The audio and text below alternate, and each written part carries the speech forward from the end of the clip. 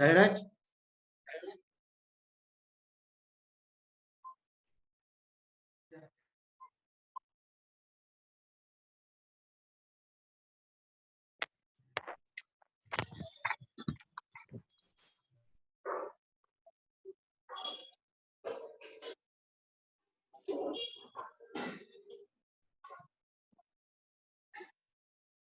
Kunal, can you listen? Kunal? Yes, sir. Shall I start? Yes, sir. Okay.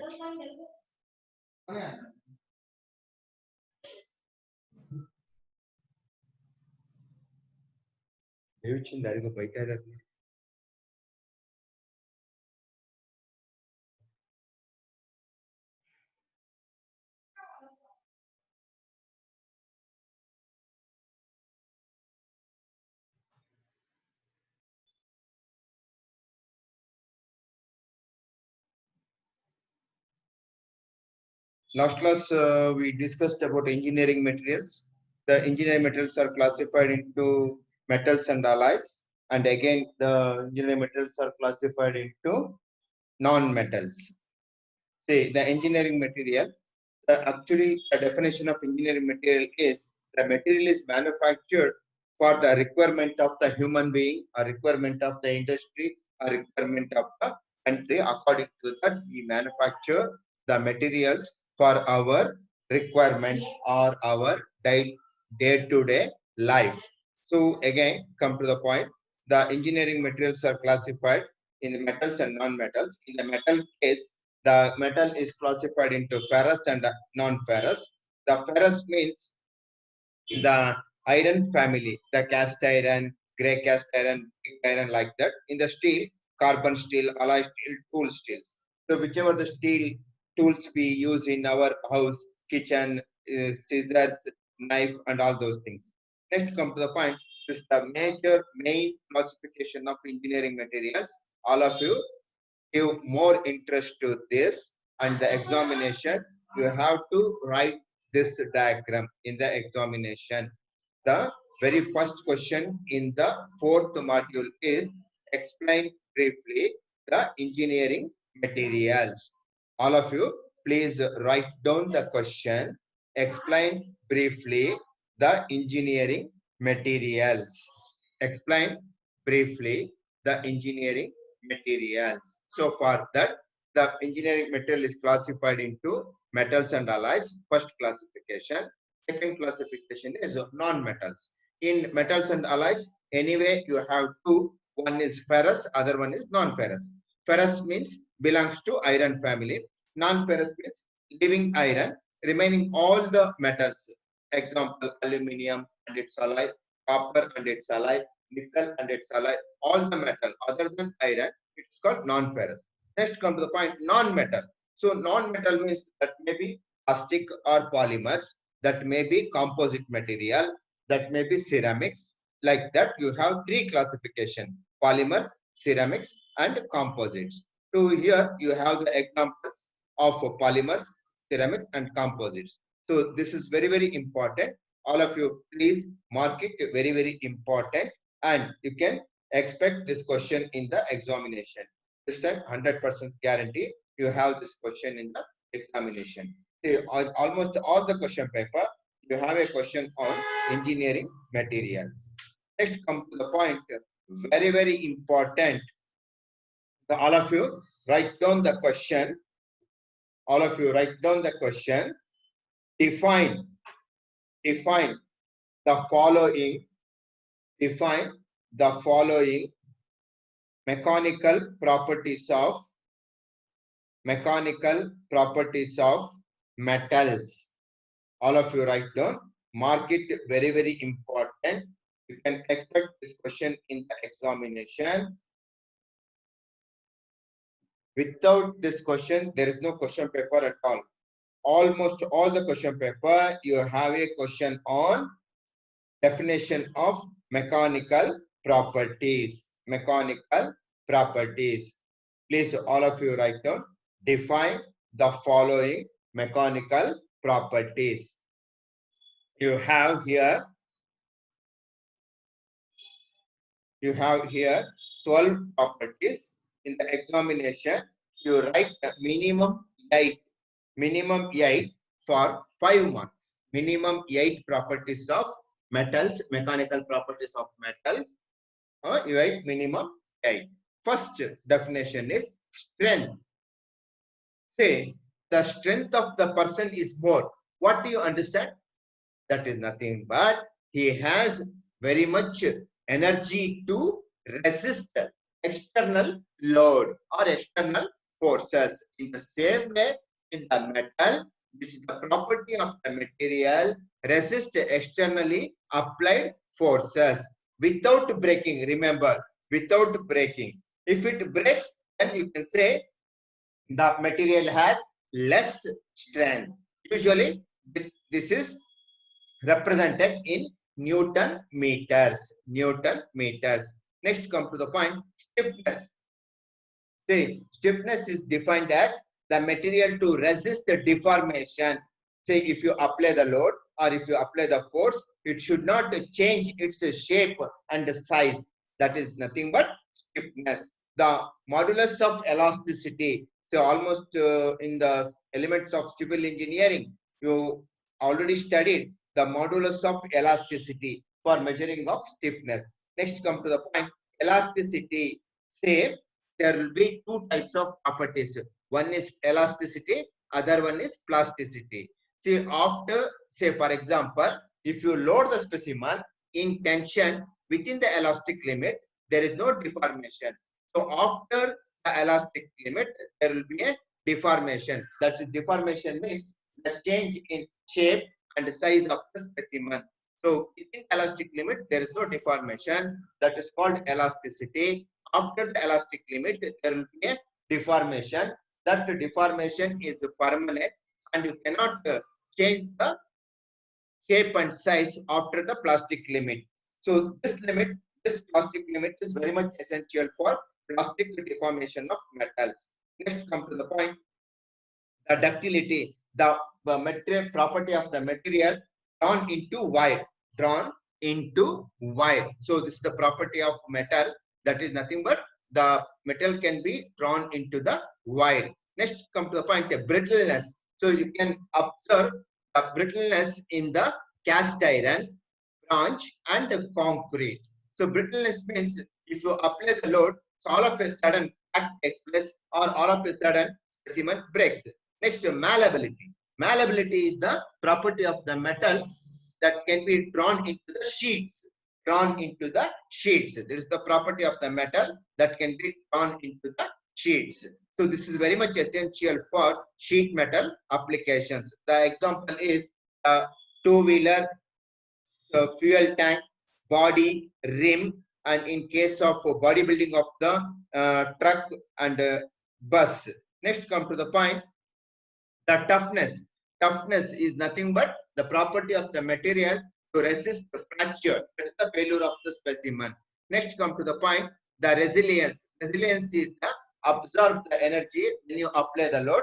When you release the load, it should regain its shape and size. That's nothing but resilience. The creep. The creep is nothing but if you apply the load continuously, usually the creep test is conducted on permanent installation.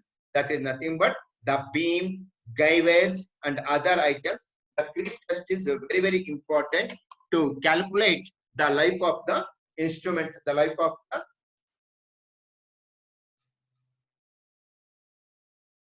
the component.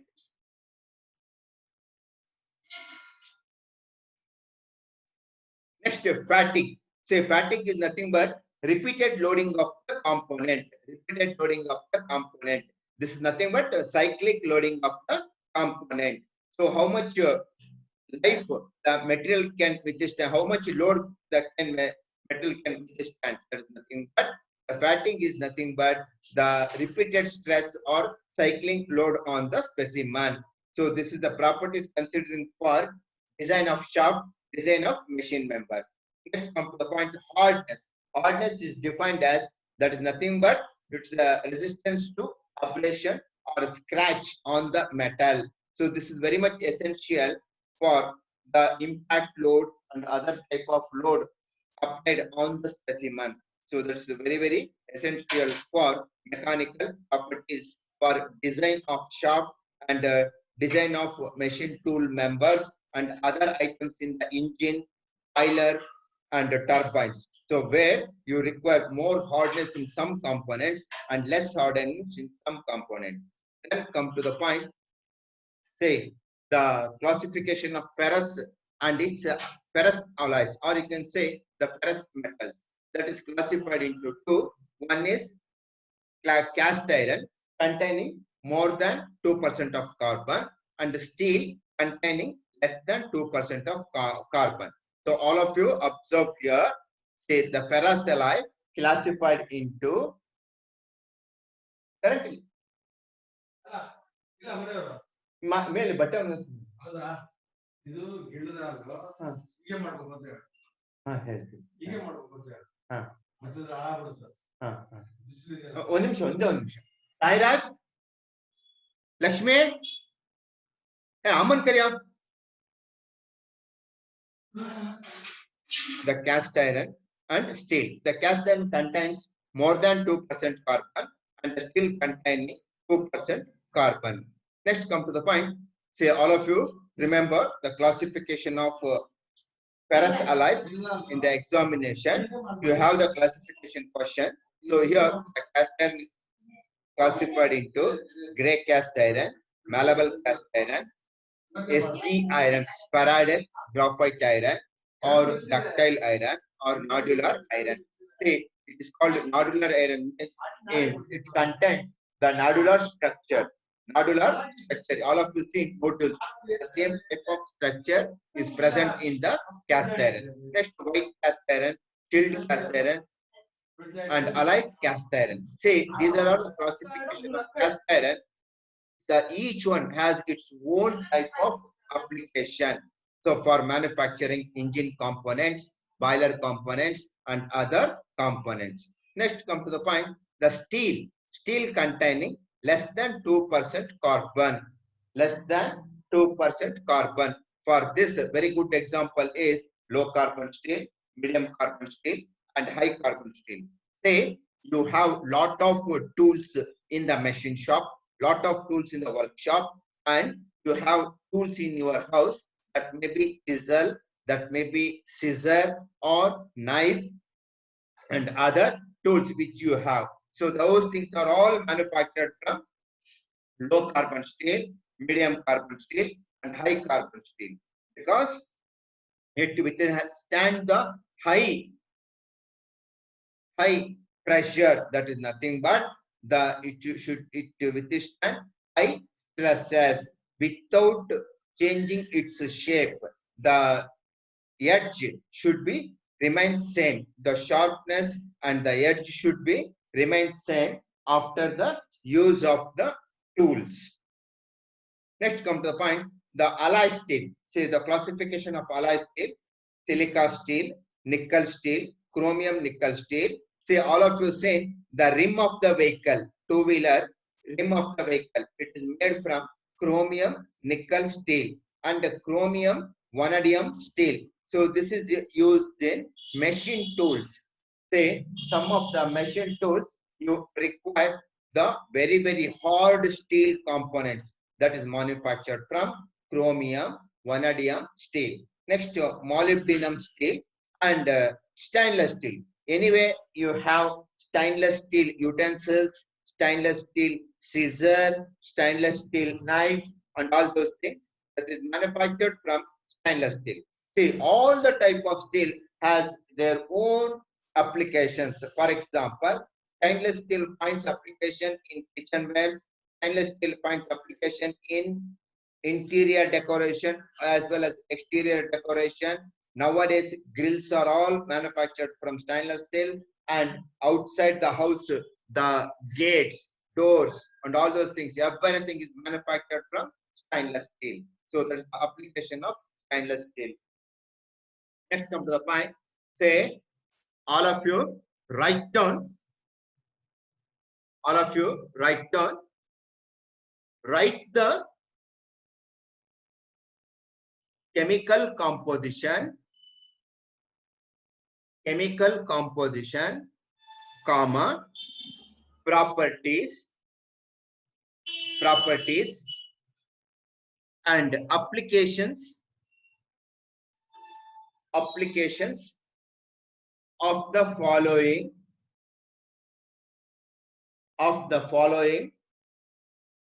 ferrous alloys,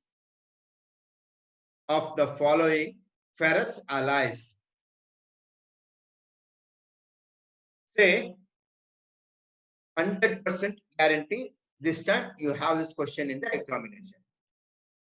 For this, what you have to write is, first write gray cast iron, next malleable cast iron, spheroidal graphite iron, low carbon. So this is for low carbon steel.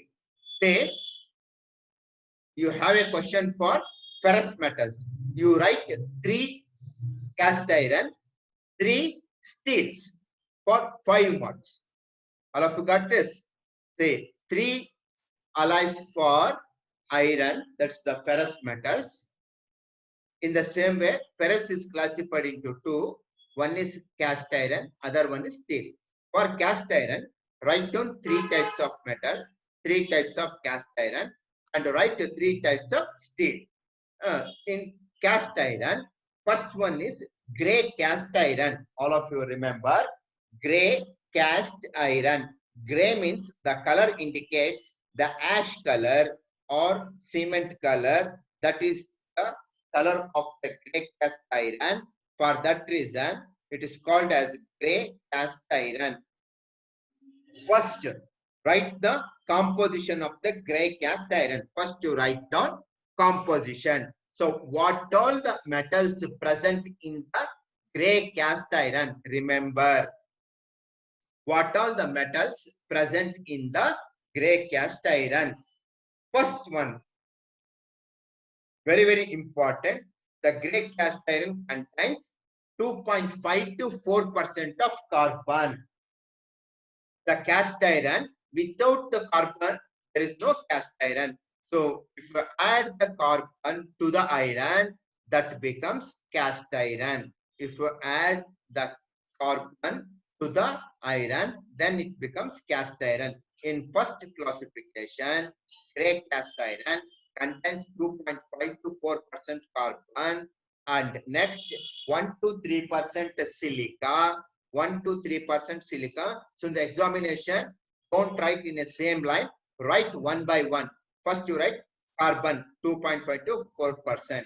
Next you write silica, write 1 to 3%. Next manganese, write 0.4 to 1.5% manganese. Next line write down sulfur, 0.06 to 1.1% of sulfur. Next line write down phosphorus, 0.1 to 0.2% of phosphorus. Remaining is iron. Remaining metal in the gray cast iron is iron. Next, come to the point. What all the properties exhibited by the gray cast iron? Gray cast iron. Say the property. The very first important property is high fluidity. High fluidity. Suppose you have a intricate, complex shape that can be cast by using gray cast iron. That is nothing but the metal has the property, the gray cast iron has the property high fluidity. You can easily cast the complex shape which may be used in engines, which may be used in vehicles, which may be used in automobiles or machine tools, and low shrinkage during solidification. Remember, when the phase changes from liquid to solid, there will be a change in the volume. Remember, whenever the metal is in liquid condition, it has more volume. When the volume of the metal decreases and the liquid phase is changes to solid phase. So that is low shrinkage during solidification, and gray cast iron can withstand maximum compressive load, maximum compressive load, and the very effective in damping vibration. The components can be used in the machine where the vibration is very high.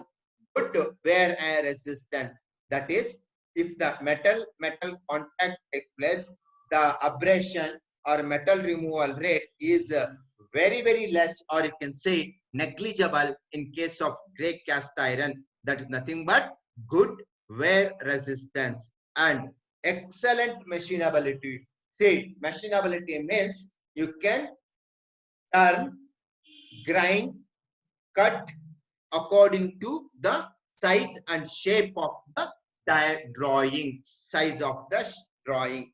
That is nothing but easy, in which can be machined easily. The metal easy with which you can machine.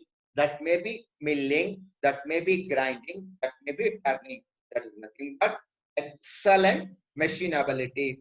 Next, come to the point, good corrosion resistance. Say the some of the components used in the engine must have corrosion resistance. Otherwise, the humidity inside the engine and outside the engine is very high. The humidity contains a moisture content.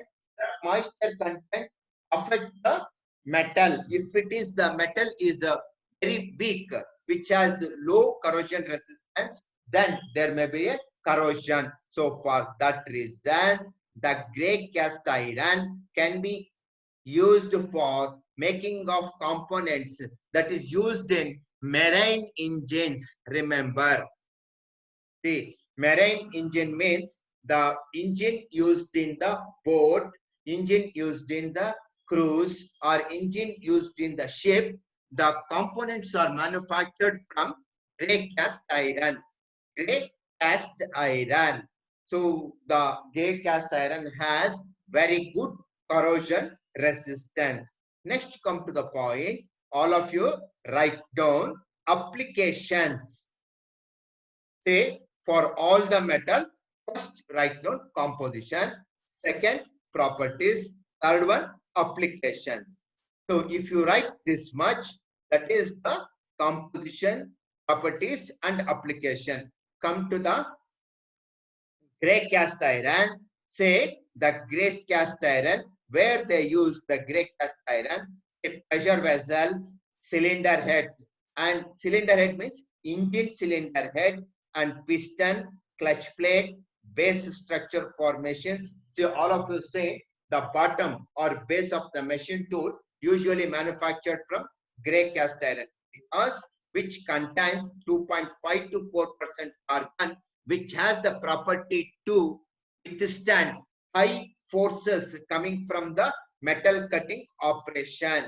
For that reason, the base or the bottom of the machine or the structure of the machine are made from gray cast iron. And other items, all of you know, components are used in the marine engines made from gray cast iron. Say in the examination, all of you compulsorily write first number 1 composition, number 2 properties, number 3 applications. If you write like this, the examiner understands that you know the material, you know the metal, so you have the idea what all the metals that particular alloy contain. So in case of gray cast iron, first write down the composition, next properties, third one applications. So all the metal you write like this only,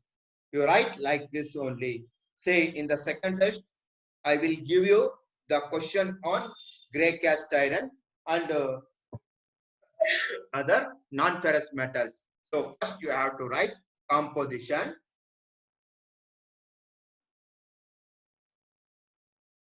Second one, properties. Third one, applications. For all the metals, whether it is ferrous or non-ferrous.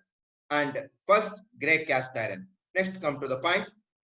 Malleable cast iron. Say malleable means you can make it sheet, or you can make it the other components which are used in airbox and other machine tool components. Say first, all of you observe here, first composition, second properties, third one applications.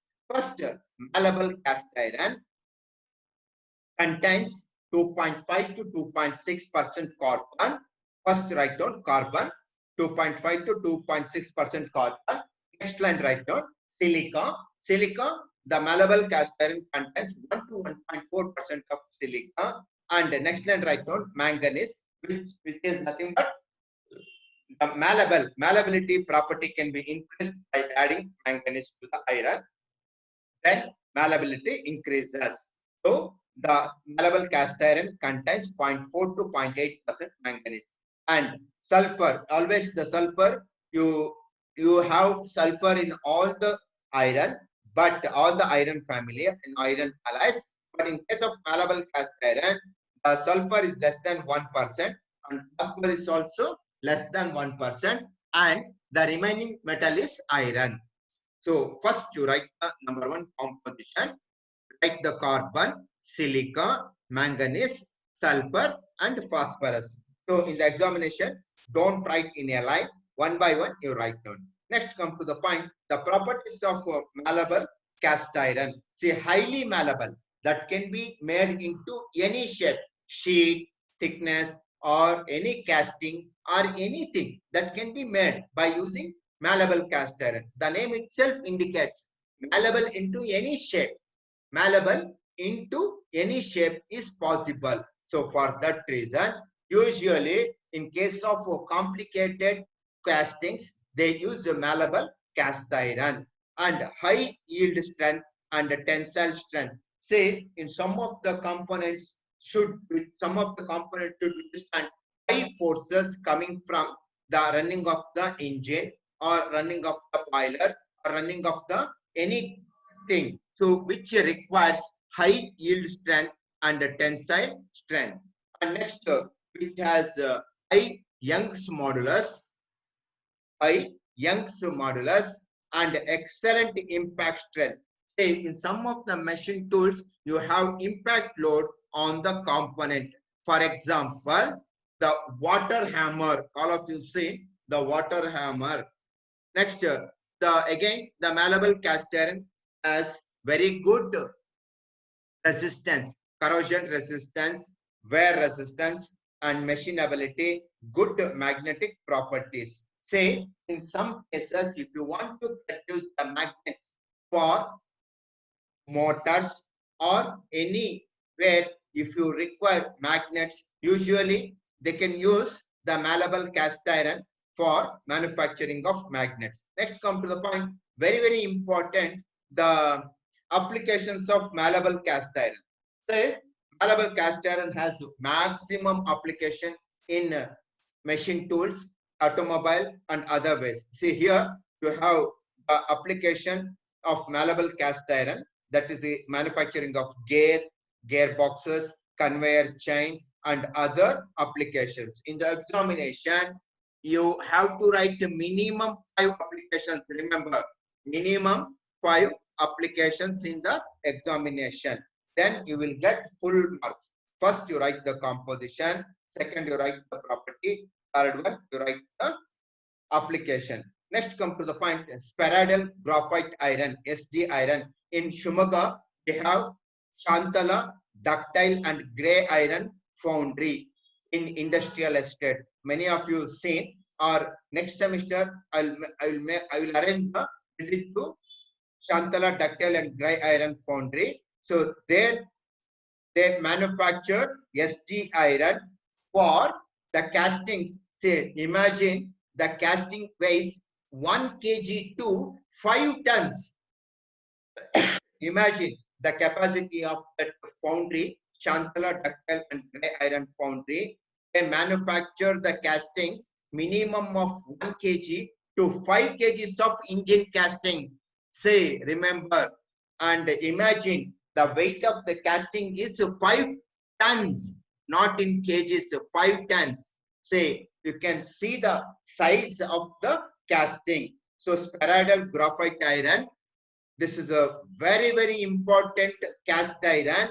The manufacturing of SG iron is very difficult, but they produce the SG iron using special furnace where they produce SG iron. So this is used in engine of the tanks. You might have seen the tanks in the military or tanks used in other applications, or the very composite and complex structures can be produced by using spheroidal graphite iron. Say, coming to the point, number one, composition, which contains 3.2 to 4% carbon. Next line right now, which contains 1.8 to 3% silica, 2.25 to 5.5% manganese, and 0.08% maximum sulfur, and 0.01% of maximum phosphorus. Remaining is the iron. So write one by one: carbon, silica, manganese, sulfur, and phosphorus, and remaining is iron. This is the composition of SJ iron. And the properties, say, highly ductile, that is nothing but you can produce the component of any shape and any size. The creep resistance, say, if you apply the very high forces or load on the components, it can withstand. That is, see, all of you observe here, creep properties and elevated temperature and the fatigue strength. So if you apply the fatigue load on the component which has very good fatigue strength, impact strength, corrosion resistance, wear resistance, machinability, that can be machined into any size and shape, and has the very good resistance and strength, anti-deflection properties. So this is very essential for the column of the machine tool. I will show you in the machine shop the column of the milling machine, column of the drilling machine, column of the other machine tools. So which you need the property, that is anti-deflection property. Next, come to the point, say, where the spheroidal SG iron used in which applications. Say, used in manufacturing flywheels, furnace doors, lathe chucks, motor frames, like that. You have lot of applications here. So in the examination, you must write you must write 5 applications in the examination. Remember, in the ferrous metals, you have 3. One is gray cast iron. First, write composition, properties, application. Next, malleable cast iron. Again, composition, properties, and applications. Next, spheroidal graphite iron. First, you write down composition. That is nothing but iron contains the following metals: carbon, silica, manganese, sulfur, and phosphorus. And next, come to the point number 2, properties. Write down the property. We have to write minimum 7 properties in the examination. Minimum 7 properties. And after that, the applications of the particular metal or alloy. So, spheroidal graphite iron, where they use, that is, here you have lot of applications in the examination. Write a minimum 5 in the examination.